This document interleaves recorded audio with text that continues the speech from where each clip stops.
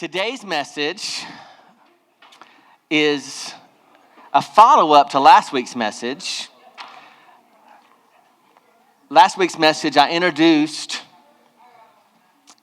this process that we go through when we're on fire for Jesus and we love God, and then things start to happen in life, and we don't understand what happens, and then we start to feel challenged. Satan strikes us with some spiritual warfare, and we end up kind of parked as Christians. And I have been in churches, and some days our church, where it's not really a congregation, it's more like a parking lot of all these powerful engines. Think of powerful engines. Look at Jennifer and her biceps coming today. Thank you, Jennifer. We're in. If you want a job done right, get a woman to do it, right? So it's been more like less like a congregation, less like an army, that we should be this army for Jesus, but it's more like a parking lot of powerful engines that have run powerfully at times and have powerful potential, but yet it's like as if we're just kind of in this parking lot. During the Christmas season, I live on Double Churches Road area. You go by the Double Churches Park, and during the holiday season, all of the people who have left their cars, all the soldiers, everybody's left their cars and gone with groom transportation to Atlanta, to the airport. You just see this massive parking lot packed in because everybody's left. And I don't want to be a part of a church like that. I don't want to be a part of a family like that. I don't ever want to be a part of a team that way where we're this massive amount of power parked. And what are the things that parks us? It's this deal. This deal with the devil, where we end up in this place of retreating to a safe position where I unknowingly make this deal to no longer be threatened and no longer be a threat. No longer be threatened and no longer be a threat. The goal of life is not safety. Can I get an amen on that? Amen. Jesus didn't die on the cross so you could be safe. Jesus didn't give his life on the cross, bleed his last drop of blood, endure everything he endured so that you could be stable. The safety and the stability and the security is 100% on the inside of the Christian. But how do you get there? Well, there's a passage in the book of Luke, chapter 22, where Jesus has tremendously great plans for the apostle Peter. And he does not want to see his chief mouthpiece of the 12 parked in some kind of a holiday parking lot for any time. He has massive plans for Peter. But do you know who else has plans for Peter? The world, the flesh, and the devil. See, people around you have plans for you that are not God's plans for you. Can I hear an amen on that? The people, the world, have plans for you that are not God's plans for you. Your own desires, your own will has plans for you that are not God's plans for you. And hell itself has plans for you that are not God's plans for you. And Jesus is dealing with them in this passage. And he says to Simon Peter, and he says, Simon, Simon. Now, in the Bible, when he repeats the name, like Simon, Simon, it's exactly like the Brady Bunch. When they say, Marcia, Marcia, Marcia. Some of you might be Brady Bunch era people, okay? If not, sorry about that. There's always YouTube. It's exactly like that. It's like, oh, bless your heart. It's exactly what that is. Simon, Simon, Simon. He says, behold, Satan has demanded permission to sift you like wheat. Congratulations, Simon Peter. The devil wants you. Out of all the 12, the devil wants you.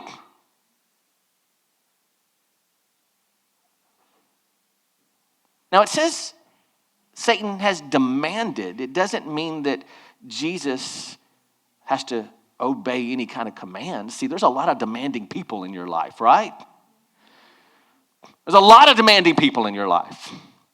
You might be one of the lot of demanding people in somebody else's life.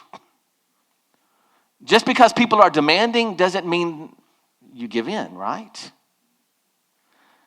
See, God only allows the attacks to come into your life that are good for you. Ooh, ooh. Did I hurt anybody's feelings with that one?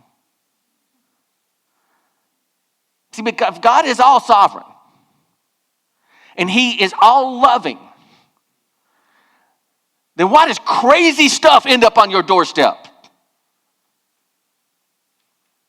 If he's all sovereign, all powerful, and he's completely loving, the only reason for something to get through his fingers into your life is he let it get through his fingers into your life. And the only trials that come to your life are the trials that are good for you, that are good for me. Now, if I actually stop and I think about my most painful trials, that ticks me off. You mean good for me? Good for me? I wish God didn't believe in me so much to give me these things. Good for me? Can I go from being ticked off about that to changing my opinion of my ability to God's opinion of my ability? To changing my perspective on what's happened to me to God's perspective of what can happen through me? See, if Satan can't stop the change inside of you, then he'll try to stop the change because of you. There's two kinds of changes that happen. There's change of character, there's change of personality, there's change of identity when receiving Christ's identity. Receiving his love, being made more holy and sanctified inside of your heart and life and your thoughts and your mind and everything about what you think of who you are and why you're here. But then there's not just that change inside of you, there's the change because of you.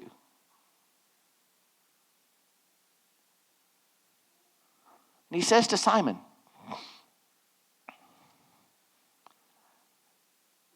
you're almost ready to serve me.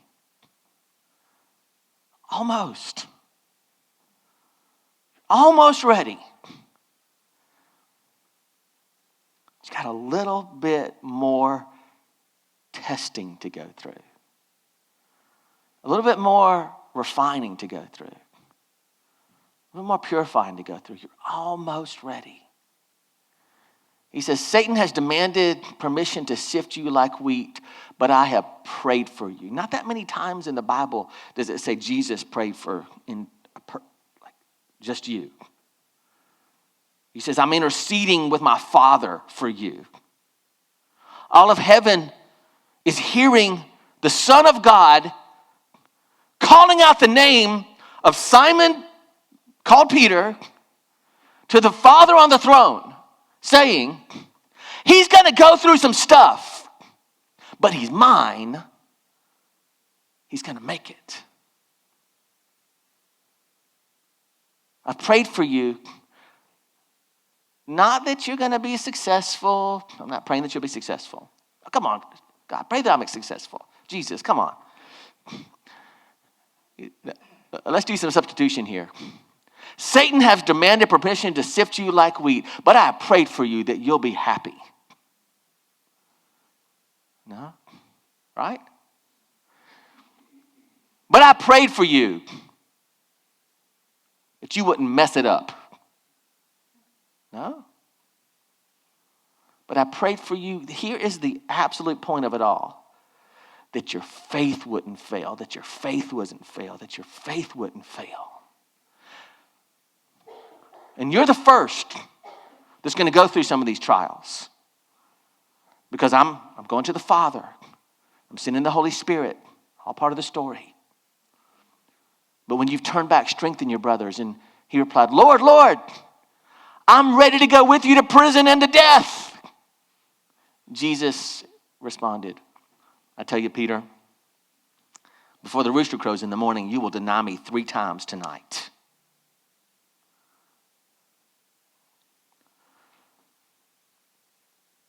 See, this whole thing is happening. This whole discussion is happening just before Jesus goes down into the olive trees and they have their time together. And Judas comes as a betrayer. Judas comes with it as a betrayer. It's like this. I've already lost one. I don't intend to lose another.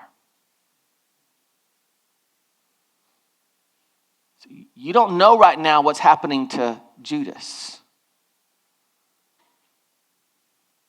But in a moment, he's going to come and you're going to see what happens when someone doesn't see their life, doesn't see the things that are coming as something that God has sent as a blessing to help them. See, in a few moments, Judas comes with the guard. And he betrays Jesus with a kiss. He says, the one who is Jesus is the one I'll kiss on the cheek. And he comes up in there, according to their custom, and he kisses him on the cheek like he's the master. He's got to see him first. And then they seize Jesus that night. He doesn't know that's coming. On the way down, walking from that Last Supper, which is just happening, what we celebrate as our communion, our receiving of the Mass. They're walking down and they've just had this time and Jesus washed their feet. And they're walking down. And it says there arose a discussion among them as to who was the greatest among them. So Jesus is saying, while you're arguing about who's right, who's better, and who's going to take over, one of you is betraying me, and the other one is about to betray me. It's powerful words from Jesus. And see, Simon, this is happening so that you will understand that there's a sifting that's coming in your life, and that sifting always comes before the greatest service in your life. Let me say that again. The sifting in your life always comes before the greatest service in your life. The point of my life is my service. If there's any other point in my life, there's any other greatest value that I hold, it will always get taken from me. I'll be reminded of that. Like Jesus, he says the Son of Man came to be served, not to be served, but to serve and give his life.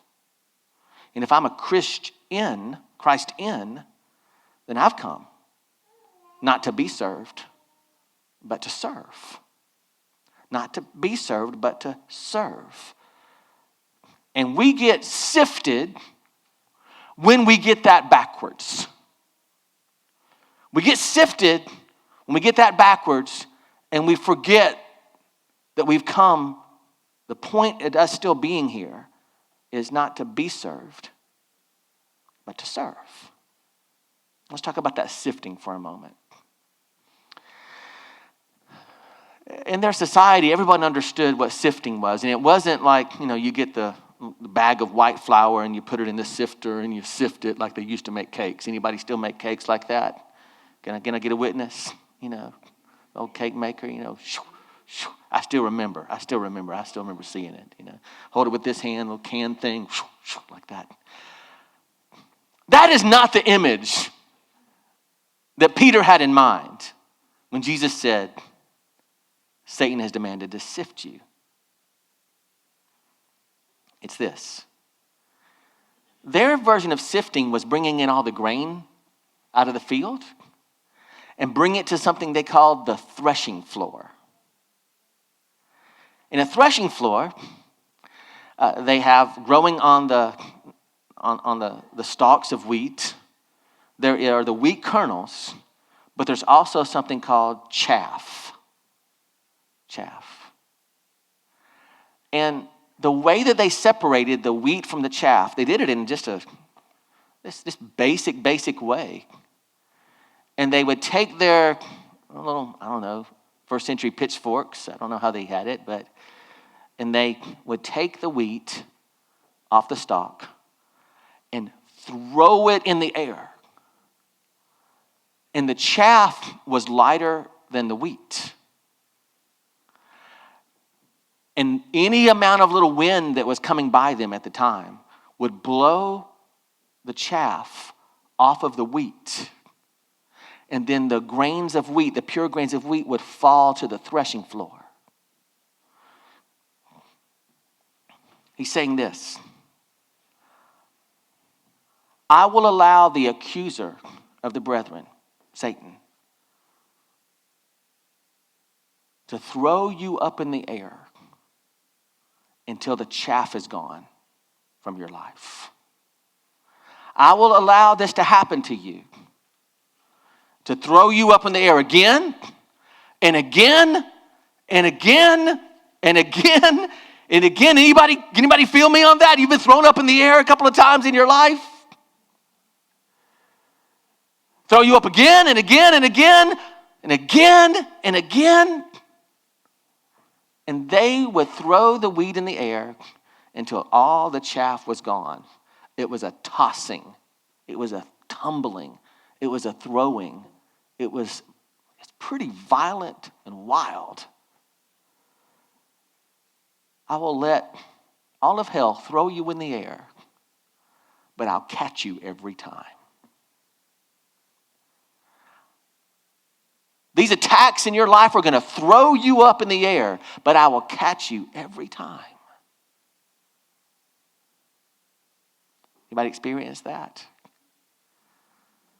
The problem is the utter fear and terror on the way back down because you don't believe you'll be caught. I have these memories of throwing the kids in the air to Melanie's, terror. Any other moms down with Melanie on that? Neither one of my children were ever afraid I wouldn't catch them.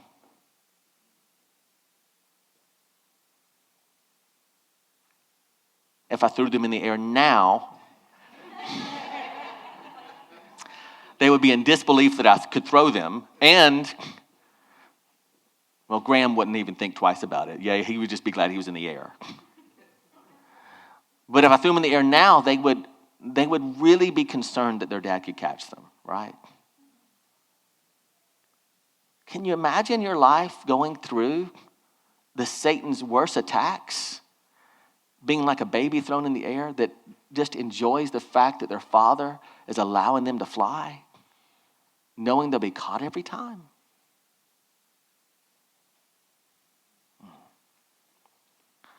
And he says, Peter, before the rooster crows today, you will deny me 3 times. You'll deny that you knew me. See, Satan traffics in darkness and has open access to any place in a Christian's life that is allowed to stay in darkness. See, there's some darkness in your heart and life that you know about, and there's some that you don't know about. But God knows about all of it.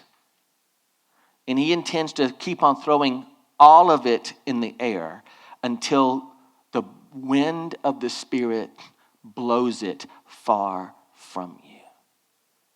Do you know that the word for spirit in the New Testament is pneuma? It's the same word for breath or wind. If you're into mechanics, like the same thing as pneumatics.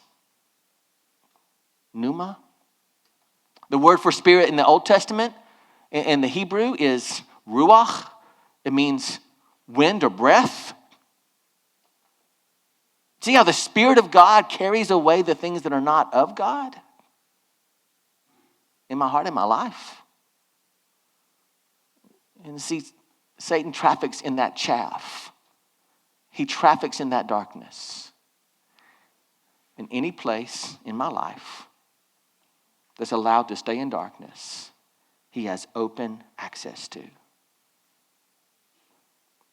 Doesn't that explain a lot if you actually think about it? Doesn't that explain a lot?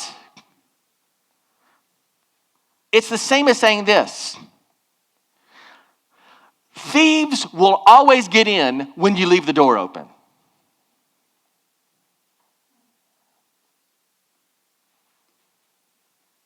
Satan traffics in that darkness. And what really is darkness? Look at Luke 22, verses 54 and following. And it says, then seizing him, the him is Jesus here. When Judas betrayed him, and the guard seized Jesus that night in the Garden of Gethsemane. And by the way, the word Gethsemane is the word for olive press. It's the garden among the olive trees where they would take the olives and put them in the olive press and press the olives into olive oil. It's the garden of pressing. Then seizing him, they led him away and took him to the house of the high priest. Peter followed at a distance. And when some there had kindled a fire in the middle of the court, and he had sat down together, Peter sat down with them. A servant girl who saw him sitting there next to the firelight, she looked closely at him and said, this man was with Jesus. First denial. Said he denied it. Woman, I don't know him, he said.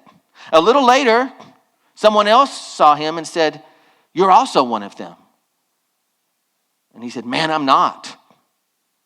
And Peter replied, about an hour later, he asserted, certainly this fellow was with him. He's a Galilean. Some of the other gospels that tell this same story focus on the fact that you can tell by his accent that he's a Galilean. He's from the northern area around the Sea of Galilee. He's saying like he's got a redneck accent is basically what he's saying. He sounds kind of country. No, he sounds kind of country. Okay. Certainly he's with them. He's a Galilean. Peter replied, man, I don't know what you're talking about. Just as he was speaking, the rooster crowed.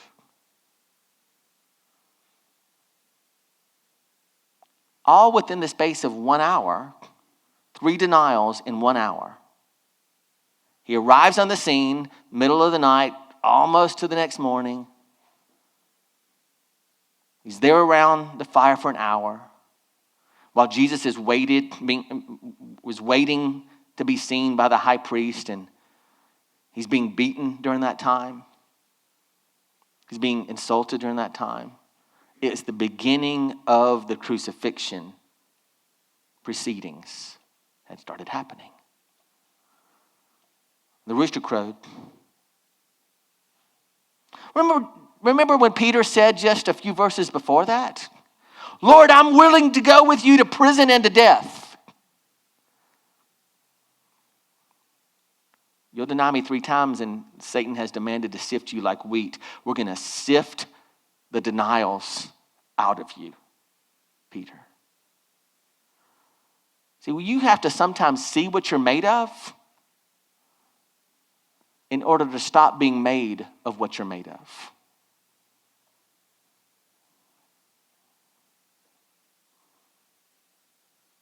You're like, man, I don't know what you're talking about. The rooster crowed 3 times, verse 61. The Lord turned and looked straight at Peter at the third denial. Can you imagine how deeply that pierced Peter's heart? And what was Peter thinking?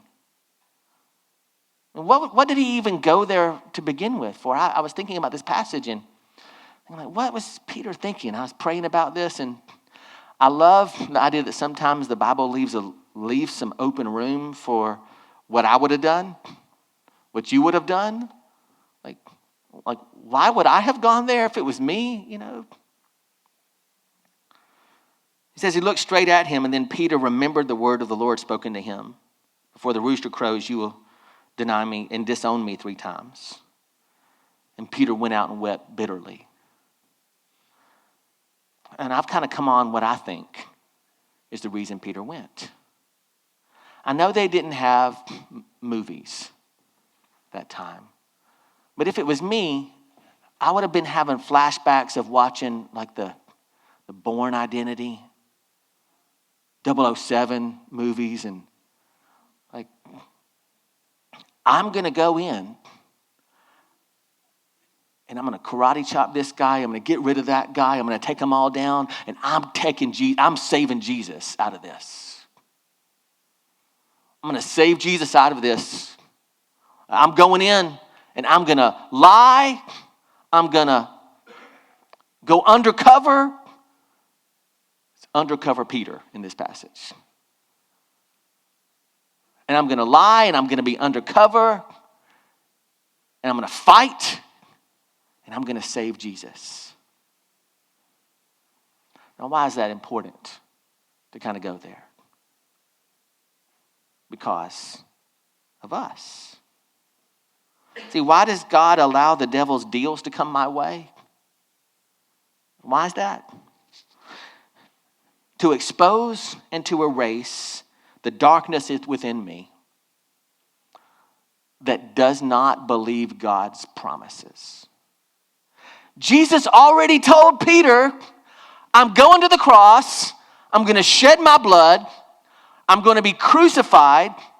I'm going to be buried. I'm going to do it for you and all our friends and all the people that are coming after us. I'm going to do all of that. But this had to happen to Peter to expose that Peter didn't actually believe that Jesus could do it. And watch this. If you don't believe that Jesus is God enough to save himself, then you certainly don't believe he's God enough to save you. To expose and erase the darkness within me that does not believe God's promises. And this second one, it gets a little bit harder. To relax, to learn how to relax and receive his promises instead of command and control the outcome. To learn how to relax and receive his promises instead of command and control the outcome. Hey everybody, I'm Peter. I'm undercover. I'm about to whip all these people and save Jesus. God's plan needs saving. God must not know what to do here. God's direction must be a little lost. I need to step in and help the gospel. I need to step in and straighten this person out.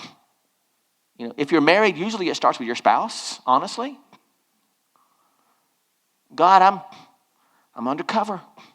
I'm going to leave this little Bible verse sitting around over here for them to see, my family member. I'm going to ask so-and-so to talk to my brother. Right?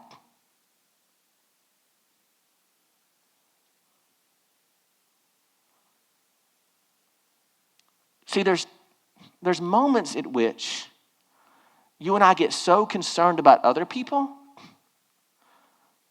But most of the time, what's really happening is that God's sifting us. We get so concerned about the outcome of other situations, but most of the time, it's really that God is allowing Satan to sift us.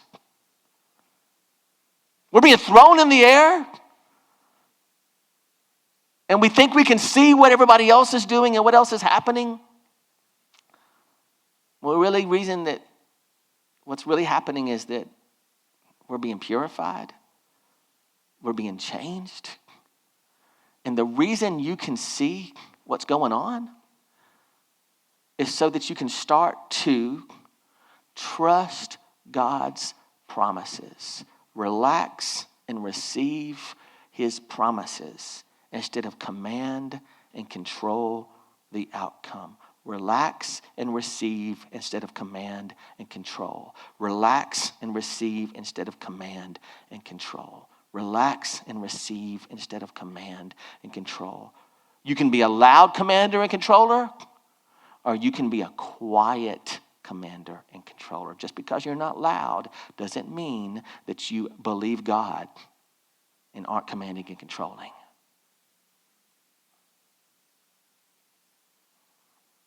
I'm going to skip down some. So what does God want from me? The breakthrough, your victory, doesn't come from you. The victory comes in you. It's the relaxing and receiving of his promises that changes everything. And you will continue, and I will continue to get tossed in the air and get sifted until I can relax and receive his promise. Because this is what relaxing and receiving God's promise would look like for Peter. Jesus, I know you got this under control. I'm right here and I can see everything that's going on. I'm at this fireside right here. And the little girl accuses me and says, aren't you with him? Yeah, I was with him. To be able to say, God, I'm with Jesus in his sufferings instead of me trying to save Jesus and everybody else from the sufferings. To let the people you love so much go through things is what relaxing, receiving his promises look like. Believing that you'll be taken care of even around the fire with your enemies. That's what relaxing and receiving looks like. Instead of I'm here to save the day, I'm here to watch God fulfill his promise. I'm here to watch God fulfill his promise. Jesus, I know you got this. I know you got this. I know you got this. See, victory doesn't come from you. Victory comes inside of you when the only thing that matters to you is what he has promised you. Because there is no such thing as a person of faith without a person of faith that is trusting his promises more than everything else that they see. More than everything else that they see. And I wonder how you and I can apply this to our lives today. Because if we really get this, that the things that you hate the most in your life, that you really, really, really hate the most, I mean the things that just, they kill you so bad, are things that God's allowing to come into your life. Even if they look like they're handed to you by Satan, Satan wouldn't be able to get in unless there was an open door that God let Satan go through to deliver to you the moment you get thrown in the air and the chaff gets blown away. Victory doesn't come from me. I'm not trying to produce victory. I'm not trying to break through. I mean, it's called the Breakthrough series, but spiritual breakthrough. But a spiritual breakthrough is the breakthrough that you walk through after God breaks down the thing that stops you. The spiritual breakthrough, somebody write that down. That was really good. The spiritual breakthrough is the thing you walk through after God breaks down the thing that has stopped you. And God breaks down the things that stop you when you believe him. When you believe him. Well, what do I need to believe, God? I've got a Bible full of promises here. Trust in the Lord with all your heart. Don't lean on your own understanding. In all your ways acknowledge him and he will direct your paths. Proverbs 3, 5, and 6. That will take you through most other things. That one verse. What other verse do you need?